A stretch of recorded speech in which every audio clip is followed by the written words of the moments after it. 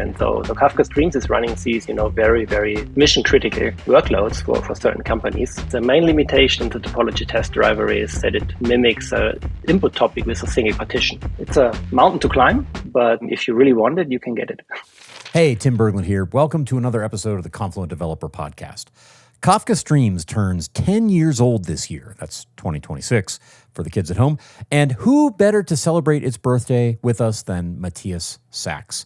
Matthias has been a key contributor this whole time, and he's a great guy besides. He and I get to talk about how the project has grown over that time in the last 10 years, who some of the big community influences have been, some key milestones like exactly once, and of course the recent consumer group rebalance changes. And finally, where Matthias thinks Streams is going looking forward. Let's join that conversation already in progress.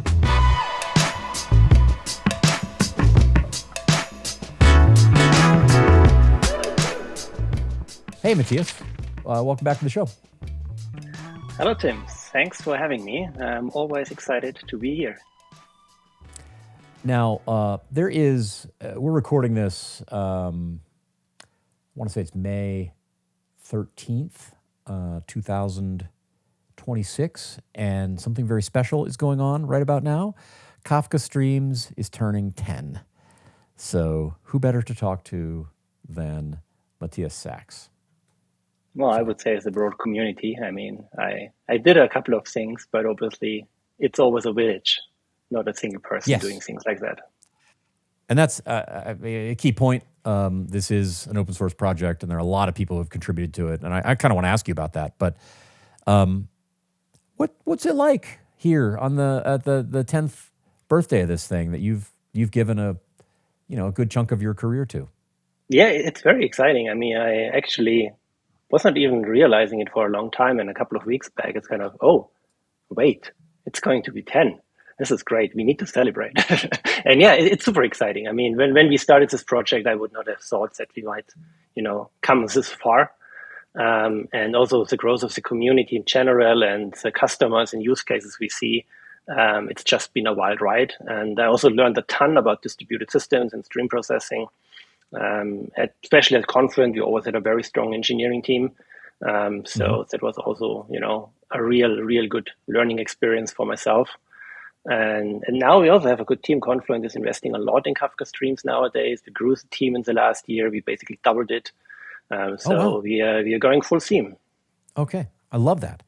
I think it's good that you say that because people have asked questions, right? Now that Confluent, this was more a couple of years ago, people were saying, well, Confluent has a managed Flink service. Is Kafka Streams really going to continue to be a thing? And it really, really is the answer. Yeah, absolutely. Yeah. With a project like this is Apache Kafka, right? It's a part of Apache Kafka. It's a project of the Apache Software Foundation. And you and I have Confluent coworkers who are engineers who get paid to work on it. But it's not Confluence, it's not like it's a thing that we do. It's a thing that the ASF does, that we're just a part of.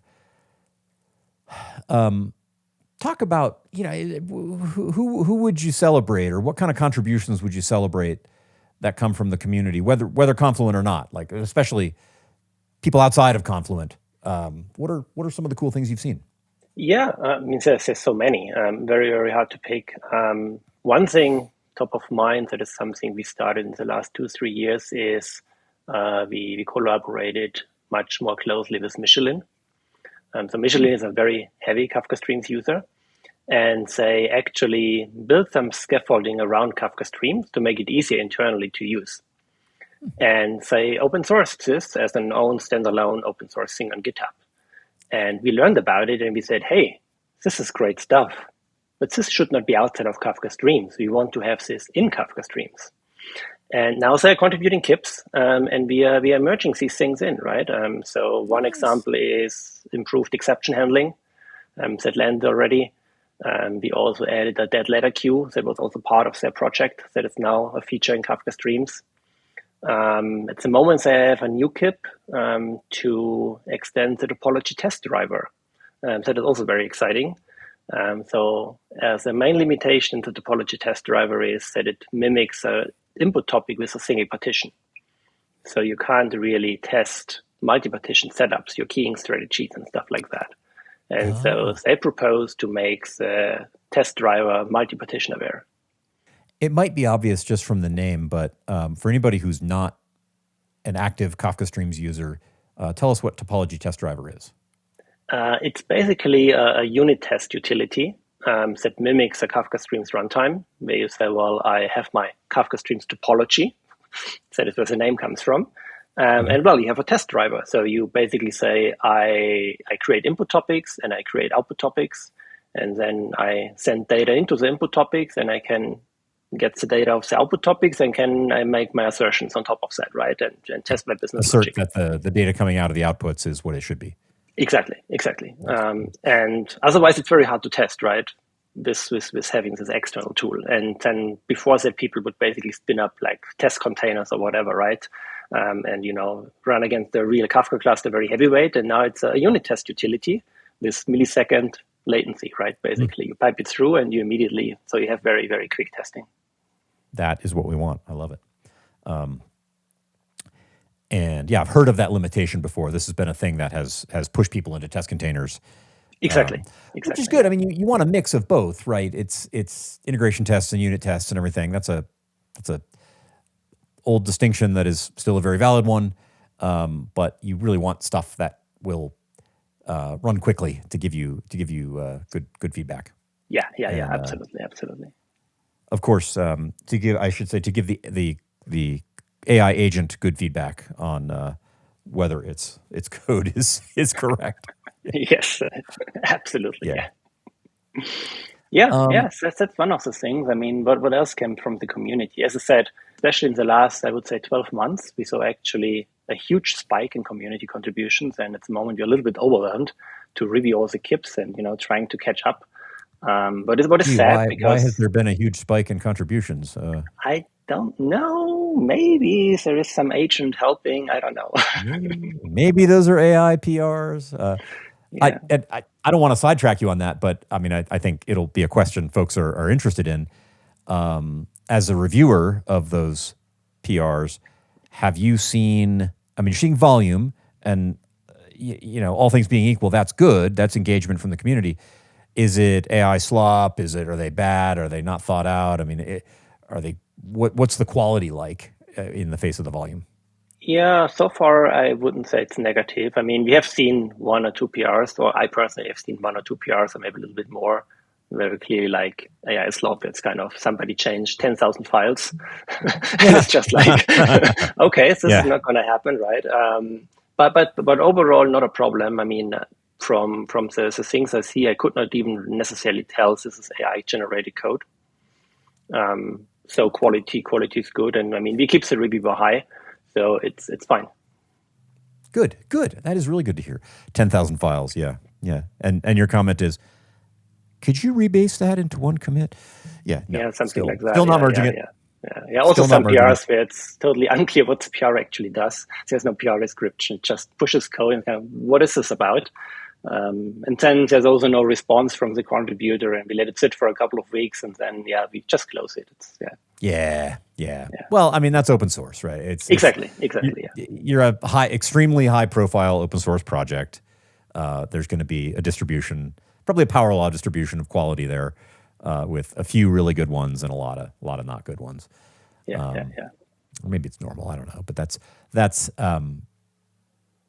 life. And it's important. I guess it's a good note to take that when you're contributing to an open source project, be thoughtful.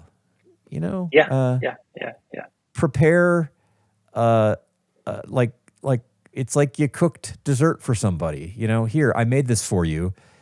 You would like it to be presented nicely and be understandable and all those things. That's pretty important. Yeah.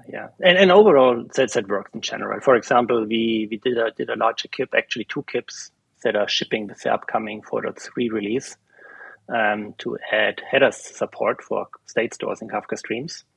And this was a huge project. And actually, I think 4 or 5 different people from the broader community jumped on this project because this was driven by Confluent, right? And we put a couple of engineers on it. And we could, give them a lot of work, and they helped us, and it was a great collaboration. Nice. You said header support in state stores. Could you expand on that a little bit? Yeah, so Kafka Streams uses RocksDB to store state, right, for more complex computations. And very historically, this is a plain key value store. Then very early on, we did a larger project where we said, well, we also want to be able to store a timestamp to, get better event time semantics and processing guarantees. That's already landed, I don't know, 6 years ago. So it's also not like you anymore, Since 7 years ago. That's a Kafka message, key, value, and timestamp. Timestamp, exactly. And now we also want to get headers into that. I mean, that was a long-standing issue. A lot of people asked for this for a long time. We never had time to do it. And now it got a priority at Confluent. And now we have these new stores where you can also, put the headers in, and Kafka Streams stores it for you, and you can modify them. And it's great. It's still not completely finished. I still need to do a couple of follow-up kips to make it really feature complete. But it ships with upcoming 4.3 release, and takes us closer to how Kafka works. The API abstraction there in the state store is I am storing a value and a timestamp and a collection of headers, and maybe that gets munged into the value in RocksDB, but like I don't need to think about that. I see those separate things. Exactly. Perfect. That is exactly how it works. Nice. Yeah. Better than having to fuss with all that myself.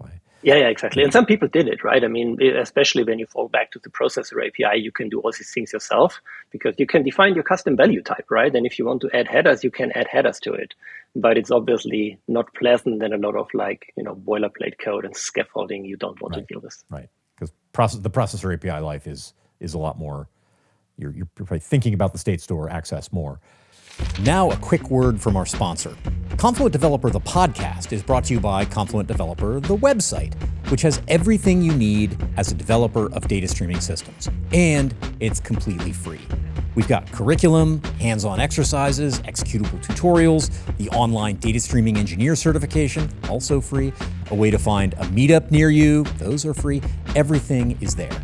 I really want you to be successful in your journey as a data streaming engineer, and this is the site that has what you need. Check it out at developer.confluent.io. That's developer.confluent.io. Now, back to the show.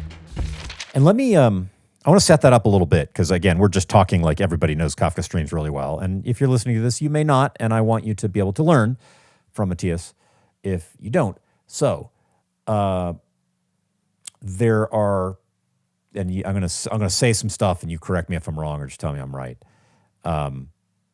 There are two ways to use Kafka Streams. There is one that's called the DSL, which is a fluent API, where you start off by creating a stream out of a topic, and then maybe you filter it and you group it by some field and compute an aggregation and all that kind of stuff. And these are like method calls that you're passing lambdas into, and it's super readable and beautiful and wonderful.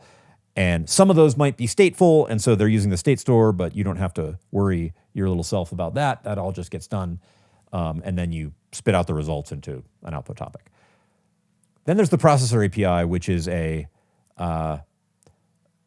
abstraction is, here's another message that just came in, and here's your state store. You do what you want, which sounds bad, right? But number one, would you correct anything that I just said? And number two, how has that worked out? Like, do you have a sense of what Kafka Streams developers prefer between those two things? Yeah, no, everything you said is absolutely correct. And both are very, very valuable. It depends a little bit what kind of applications they're building, but we know of a couple of actually users who explicitly only use the processor API because they really want to have full control of everything. And the DSL, while it's like super powerful, is obviously opinionated. And once in a while, people say, "Well, I don't like that, and I want to roll my own." Right? It's more work, but that is why we have it. We actually also allow you to integrate both into each other. So if you write a DSL program, you can always plug in a custom processor in the middle and say, "Okay, now I roll my own for this particular step." Very nice. Yes. As it's also what a lot of people use, but some people basically don't touch the DSL at all and just use the lower level one because they want to be in full control, as developers very often like to do. Yeah, we've been burned enough. We know, like, okay, this high level abstraction looks nice, but I know what's going to happen. Let me just get into the pain and do the low level thing. Yeah, exactly. And I mean, the DSL is to some extent inspired a little bit by SQL semantics and stuff like that. And I think it's very good for data pipelines. And there's a lot of use cases using it, right? But once in a while, it's just like, because it's stream processing, you also need to have a couple of, oddities in it to bridge between the nature of stream processing and SQL semantics. And then things fall apart once in a while for some use cases. And then people are not so happy. It was actually interesting. A couple of weeks back, there was a discussion, I think, on LinkedIn about exactly these topics. And I think I made a strong case that DSL is useful, and especially for one operator that you do not want to roll by your own, and that's a foreign key join. Okay. Because that is very, very complicated, and I would not recommend anybody to try to re-implement that. So if you need to have that, I would always say go with the DSL. For everything else, if you don't like what the DSL does, I think it's reasonable enough to roll your own. But the foreign key join is something I would die on that hill. Yeah. That sounds like a potentially unpleasant thing to do. Because you get Windows to contend with and everything. I wouldn't want to do that. So looking back over 10 years, what are the big milestones in the development of Kafka Streams? I can think of a couple big things, but what are the things that stick out to you? Because you've been there the whole time. Yeah, I mean, obviously the first big milestone was the 0.10.0.0 release, where Kafka Streams saw the light of the world. And yeah, I think it was interesting because I think the first releases were actually pretty much like still prototypes. Personally, I think the first actual production-ready release was 0.10.2.1. Okay. Where we fixed a couple of more bugs in the bug fix release. So I'm very specific about the version. Yes. Where we that was really 2016? Yes, or maybe 2017, early 17. I can't remember exactly. Where we were basically now saying, okay, we are now in a position to really recommend it for production use cases. Obviously, people put into production before, but many of them were actually then stateless applications, which are much easier. And for stateless application, Kafka Streams was production ready early on, but obviously that's a boring part. Right. Well, yeah, it's important, but it's not where your investment goes. No, exactly. I mean, you start somewhere, right? Right. Yeah, and then, I think the next big milestone was obviously exactly once processing that came with the 0.11 release. Spring of 17. I remember that. That was kind of right when I was joining the community. Yeah, exactly. There was basically two main kits for Kafka itself, adding the idempotent producer and then adding these Kafka transactions. And then we did a dedicated kit for Kafka Streams to also use these transactions inside the Kafka Streams runtime. Interestingly, that is why I want to stretch it, because Kafka Streams is kind of a client, right? So it was always kind of, how does it fit into the whole ecosystem? But this was interesting because transactions were actually designed not just for Kafka, but actually for Kafka Streams in particular. So the way how transactions work is really tailored to how Kafka Streams would use them and how they work with Kafka Streams.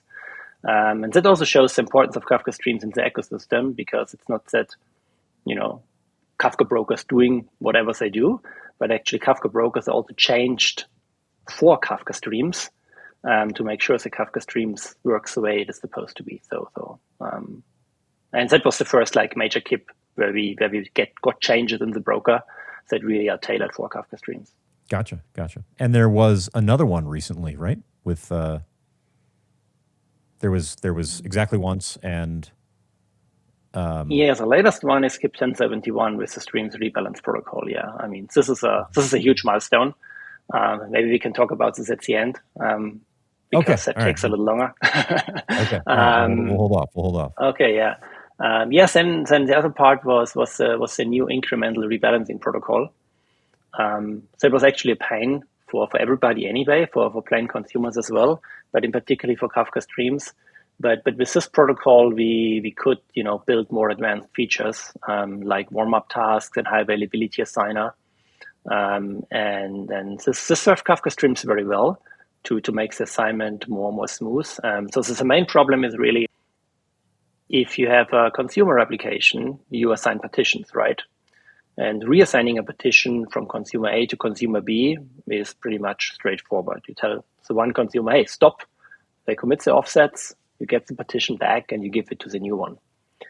In Kafka streams, it's a little bit more complicated and a little bit more costly because we have state.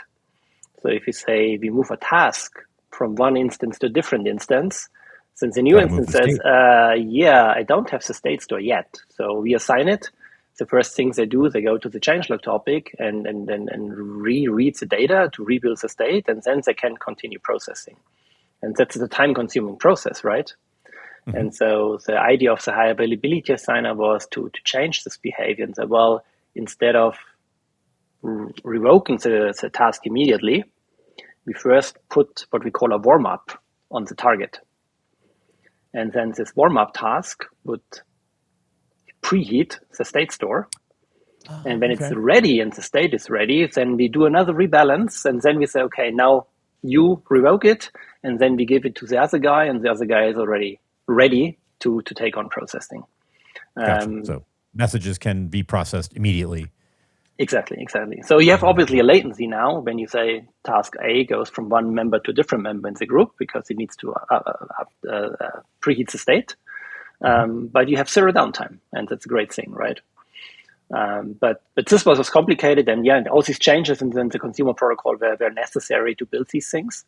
Interestingly, this also kind of, I would say, almost overstretched the capabilities of the protocol. I guess now we can also segueing into KIP 1071, where we basically say, well, this doesn't work anymore. There's too many problems. Everything gets redesigned, and it gets done more naturally. There you go. Can you talk about who's using it? And I know sometimes in your position and in my position, you're focused on building it. I'm focused on having a team talk about it and popularize it and teach people how to get started. And sometimes we lose sight of use cases and people building real things. But does anybody come to mind that is somebody doing something awesome with it? I mean, in general, Kafka streams is used across all industries, what is actually a nice thing. I mean, it's a Kafka thing, right? Kafka is not, industry specific. Yeah, really. Yeah.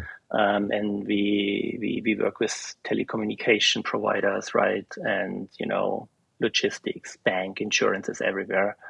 Maybe one of the cooler examples is maybe the metronome. So the, SaaS companies that is doing all this kind of online billing as a service, right? And they are heavy Kafka streams users. They also are customer actually, so we know a little bit what they're doing, and a large portion of the workload is actually fully powered by Kafka streams. And this is pretty cool because, I mean, they do billing, right? And they do live billing. And so Kafka streams is running these, very, very mission critical workloads for certain companies. For a lot of SaaS billing. I mean, their metronome's got a huge footprint. Yeah, absolutely. Yeah. A lot of our SaaS life is accounted for through Kafka streams. That's pretty cool. Yeah. And we actually have a couple of customers where, we track their Confluent Cloud, like network traffic, right? And we can attribute it to different clients where they have like 50, 60, 70, 80% of traffic coming from Kafka streams. So these companies are entirely powered by Kafka streams. And that's obviously great to see. So, yeah. Yeah, no, you have to love that. What's the future got? What's on the roadmap? What can people look forward to? I mean, do you feel like it's mature? Do you feel like it's you still so much more to do? There's always much more to do, obviously. First of all, software is never done, right? No, really isn't. But no, we have a couple of interesting things. First of all, we need to finish the KIP 1071 story, right? So we did ship it and we called it GA with the Apache Kafka 4.2 release, but it's not feature complete compared to the classic rebalance protocol. So we're working on that one. At the moment, in particular, on the high availability assigner story. And then we have a couple of other gaps with like static group members are not supported yet, and a couple of smaller things. So this will keep us busy for a couple of months for sure. We also integrate much more into the broker. This is a general client story for better observability. So a couple of years back, there was this KIP 714 allowing to send metrics to the broker for centralized metric collection. That is something we later extended also for Kafka streams. And now we are extending this story, and the next step would be to allow to monitor configurations of clients. So there's a KIP already out that was published a couple of weeks back, and it will cover the regular consumer and producer clients, but also Kafka streams, so that they can send over their configurations, and then an operator can basically monitor these applications. And if something sticks out, they can find out which team is it and say, hey, you cannot run with this configuration. It's bad. You need to change it. Right. This is a part of there's a general trend in the last, 5 years of changes in core Kafka that make it more cloud native. Yes. So if you're operating a cloud service, then, you've got some number of, and then this would be true of a platform team at a large organization with lots of people building Kafka Streams applications. So it's not just if you're a cloud service, but if you sort of don't have as much control as you might like over your clients, getting that information into the broker where the person who owns the cluster can see it is that's just happened in various ways over the last few years. Exactly. And say you can see the age of Kafka in general. I mean, Kafka is 15 years old now. I don't know. Yeah, right. Back in the days, cloud was not really a thing, and it was developed for a specific use case at LinkedIn. And there was always this thing about like the sick client writing Kafka. The clients have a lot of logic. And now with modern cloud development, it's kind of, it's still valuable, but we need to pull in more logic into the brokers. It's just better nowadays because the architecture changed. Right. That'll be an interesting needle to thread as we go forward, because some of these things are obvious, like, being able to observe what a client is doing. Yes. Historically, it just wasn't available to the broker. Now we're going to pull that in because we just might need that in order for the world to work. But the dumbness of the broker has been, I think, a reason for Kafka's success. I totally agree. And so there's a temptation to make it a lot smarter, and that'll be fun to see how the community navigates that over the next 5 years. Absolutely. It's a fine line to walk, and I also don't think we should pull in everything. But for example, with the rebalancing and KIP 848 and 1071, we pull in rebalance logic into the broker. And this is a huge benefit. We know that already. We need to be careful not to overshoot. Absolutely. Right. But a lot of good things ahead. An amazing decade behind us, and a lot to look forward to. Yeah, absolutely. And with the community being on full steam, we just need to make sure to get all these KIPs reviewed and merged. And personally, I always hope that somebody sticks around long enough that we can give some committership, because that's something that's personally what I always find a little bit annoying. Confluent is the only big player that invests heavily in Kafka streams, and all the active committers work at Confluent, and I think it's not healthy for the community. But we were not lucky enough so far to find somebody who is not at Confluent, or maybe then we hire them later.